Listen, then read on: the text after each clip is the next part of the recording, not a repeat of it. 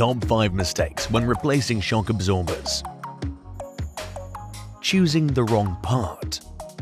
Shock absorbers come in several types, differ in a number of specifications, and are designed for a specific vehicle. Even if you manage to install an incompatible part, it may be designed for a different load, which will affect the vehicle handling and safety as well as driving comfort.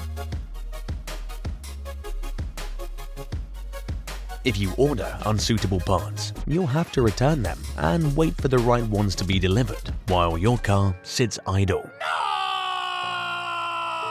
To avoid this, use the OEM number or the vehicle's VIN when selecting the part.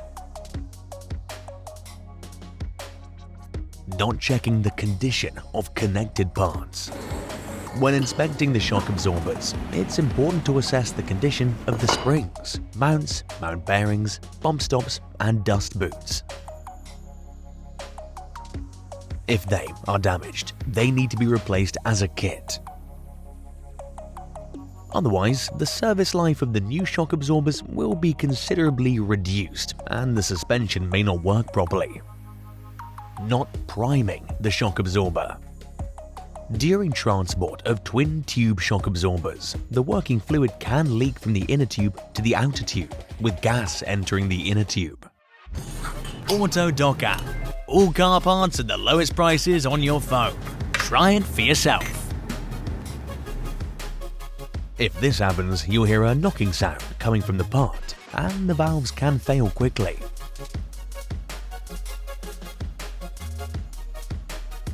Before installing this type of component, it is essential to get it in working condition.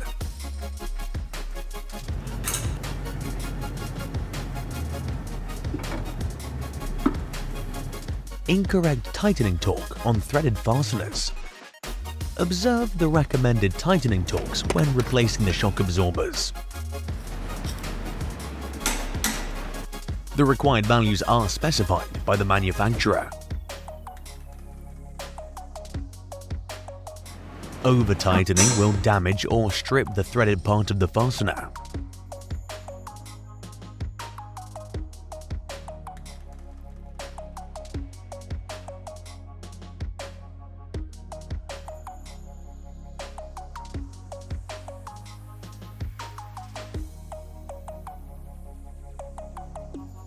Insufficient tightening can cause suspension noise and damage to the new component.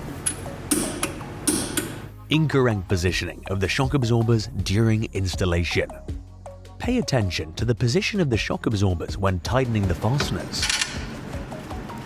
Do not tighten the shock absorber fasteners if the suspension components are unloaded when the car is raised with a jack or lift. This will cause damage to the bushings as well as incorrect suspension operation.